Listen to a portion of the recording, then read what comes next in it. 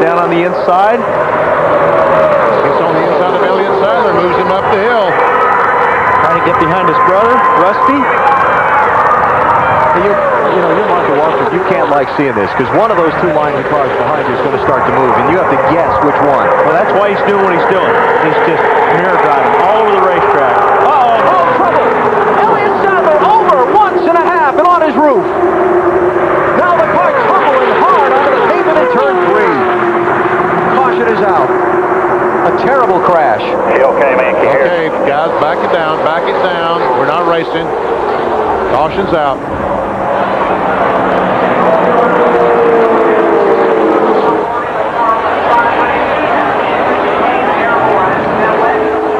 Safety workers already there, yeah. That's why we don't race back to the line. That is a record. Yes, How sir. fast they got to that car. That's great to see. The attention already focused on the Elliott Sadler car. Yeah, we see him taking his helmet off. And they're going to red flag the race. Yeah, we've not passed the lap yet at which they would not use the red flag. So they're going to stop the field on the back straightaway, and we're going to go under the red flag. Look at the damage to that car. What a heavy hit that thing. Well, that thing was hitting on asphalt. Yeah. Normally we see that on grass, but this was on asphalt. And for everybody that wonders why they use the carburetor restrictor plates to control speed, it's just for that reason. There's a certain speed at which, when you turn one of these race cars around backwards, it goes up in the air. You see this area right here above the driver? They call it like the birdhouse. Right here. This area looks good. Yeah. That's what's protecting the driver, and that really held up well. There we see the car stopping. And here he comes out the window. Now, that's great. Easy does it. Yeah, don't cut yourself. Oh, that's good to see. Guys, he's out. Scary, scary crash for Elliott Sadler. Let me get my breath before I take a step. I'm dizzy.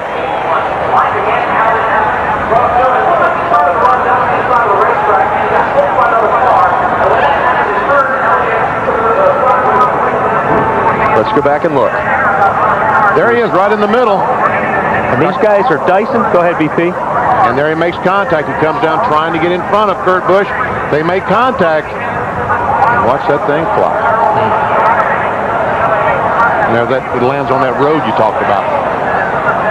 And then when it gets onto the racetrack again, it takes another nasty flip. Watch this hit. That's the hard one right here.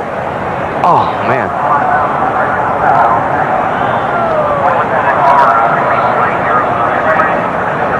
Yeah, they all look pretty hard. Yeah, they do. I don't want to be in there in any of them.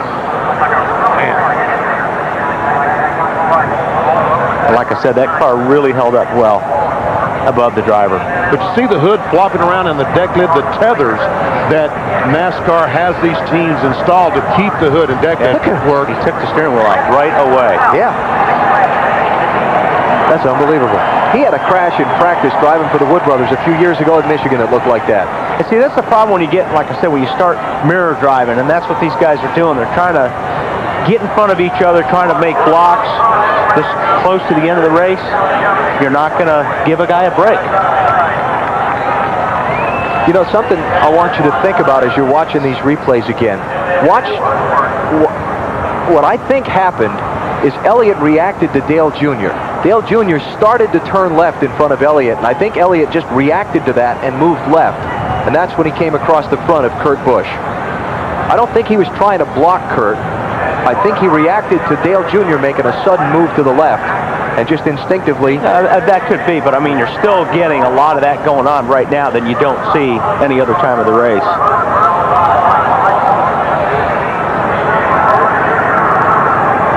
Oh, boy. But yeah, I mean, you know, one moves and everybody moves, pretty much.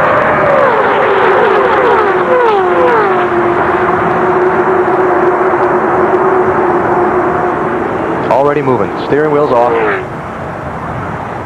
See, watch Junior here. He moves to the left to block Elliott, right here, and Elliott turns. Could be. Yeah, could be. He could be trying to dodge that A car. flew in the air a long ways before it hit anything.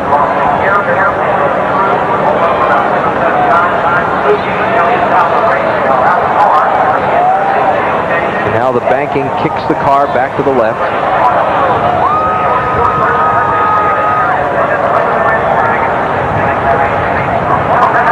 Fortunately, it was down where no other cars hit him while he was flipping.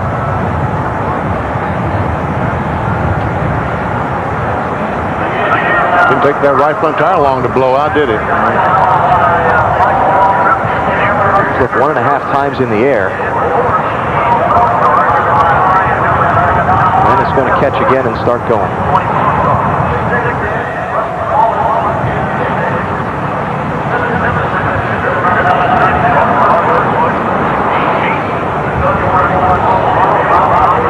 Another 3.5 times. When is it going to stop? You got to be sitting there going, please don't hit me. Yeah. So he rolled over 5 times. Not counting the time he spent sliding on his roof upside down. Watch again. Junior makes a move to the left to block. And Sadler turns to the left to draw.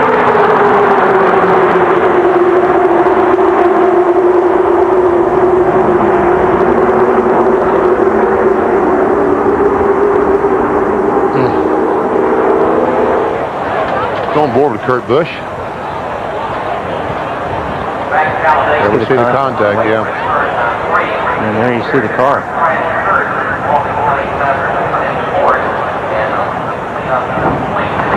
Kurt's got a lot of damage to his right front right now. Yeah. And so we're under the red flag. And Greg Biffle becomes a lucky dog. Not inside of 10 laps to go. Okay. That's one of the nuances of the rule, this new rule, that once we get to 10 laps to go, they don't give the free pass anymore. All right. So. Sorry, Greg. And we have 6 laps to go in the race, actually 5.5 with where the field is sitting halfway down the back straightaway. There will be 23 cars on the lead lap. And we're probably going to have 4 or 3 laps left in this thing. So it's not over yet. Michael Waltrip is the leader. Dale Earnhardt Jr., Ward Burton, they're all up there in the running for the win in the EA Sports 500 at Talladega. More drama left to unfold here at the world's fastest speedway. Elliott Sadler fortunately out of his car after this scary ride.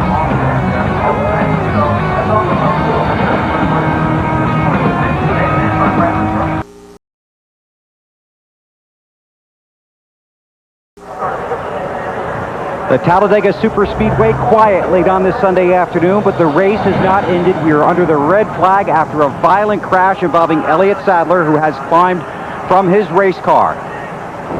Here it is just a few moments ago, inside of 10 laps to go here in the EA Sports 500. All these drivers trying to go for the win here, and this, the single car incident and a wild ride for Elliott Sadler. Upside down, then the violent snap and the roll. Michael Waltrip has an escape hatch or an alternate exit in the top of his car, the only one using it here this weekend. This might encourage some other people to use it in the future. Last week at Dover, Dale Earnhardt Jr. was involved in a crash. He hit driver's side against the wall, had a slight concussion, was cleared on Wednesday to race. When Dale Earnhardt Jr. got back to the shop after visiting the doctor, he rode to the doctor with his mother, then saw Dr. Petty, then went back to the shop and told the guys at the shop, "You do what you need to keep me safe in the car." So they made a seat change that Junior had been resisting. These are the pieces that are in his seat this week. This now fits around his head and helps hold his head in place. Junior's wearing a different helmet this week. He doesn't really like the fact he can't see side to side or move his head, but he feels much safer wearing that Bell helmet. He told me yesterday that he still tries to turn his head, but all he does is smash his face against the side of it. It doesn't help to turn it. This holds his head in place. It's stiffer, has a little bit more foam, doesn't give like what he used to have in the car.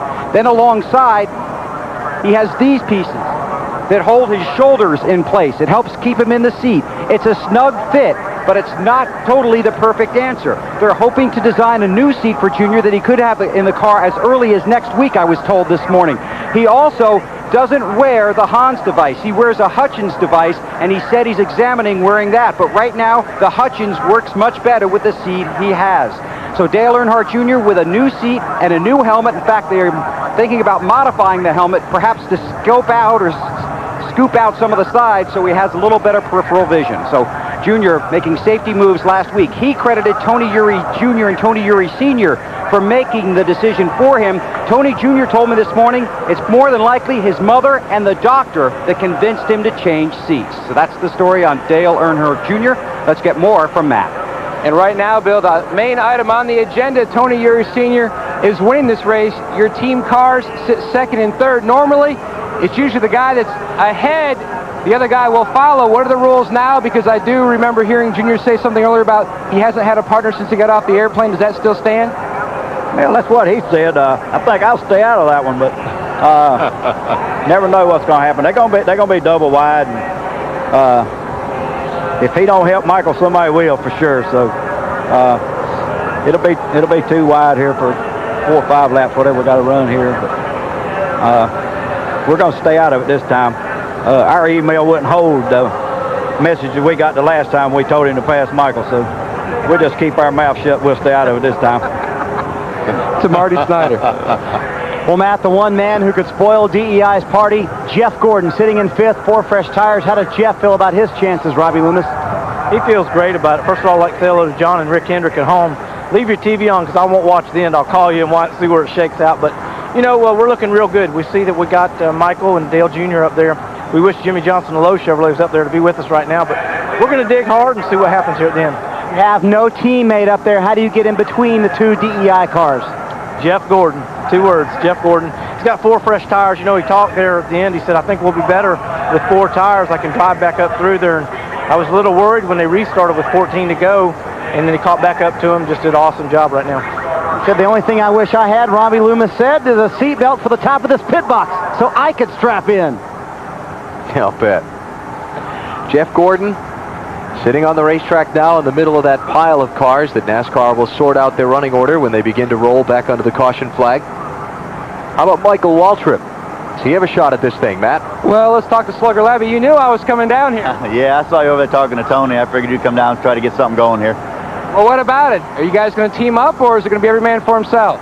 Well, I remember back, was it last year, Dale Jr. tried to pass us with a couple to go. He ended up finishing 6th, so hopefully you remember what happened back then. And well, that's what Tony Sr. was saying. Really? Well, that's cool. You know, hopefully he'll just give us the push. And, you know, we were a lap away from winning that thing, you know, but they're saying they're not going to tell him what to do, so...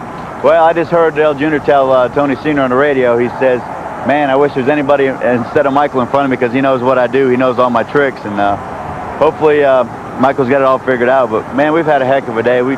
Michael, he hates his car. It won't run. We pulled the wrong gear. It's been a bad day. You know, I told him on the radio we'd sell it after the race was over because he hates it. You know, it's a brand new car. We spent a lot of time building it. And it just won't run for some reason. But it's running pretty good right there. But Napa Chevrolet's been doing pretty good. The last 5 weeks have been really hard on the team. And a victory would be really good for us right now. Marty?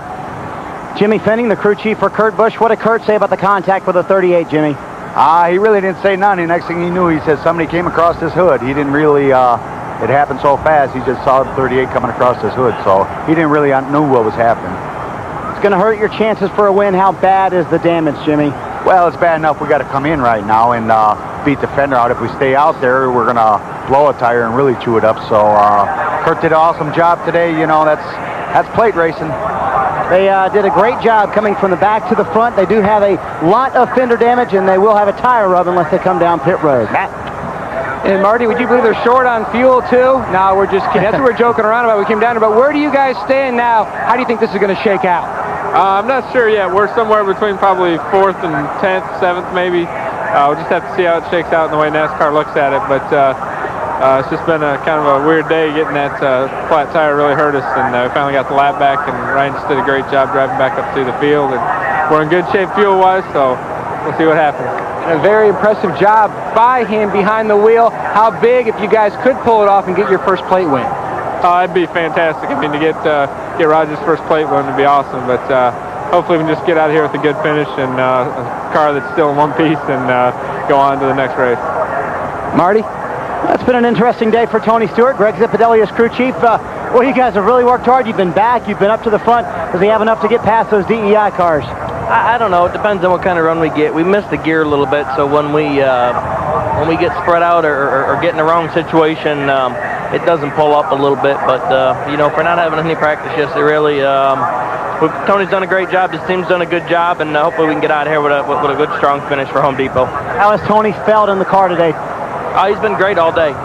You know, came this morning in good spirits, felt good, was a lot better. So you know, we'll just keep our fingers crossed there, and hopefully we don't have another one of those wrecks. Talking about the gear situation, Greg came on the radio and said we just didn't have enough practice yesterday, and Tony came back and said, guys, that's my fault. It's my fault we're in this predicament. Okay, Marty.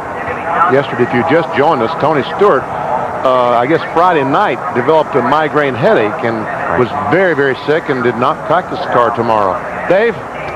Well, BP, we don't have an official report yet on Elliott Sadler, other than they are going to load him into the chopper and take him out of the racetrack for further observation.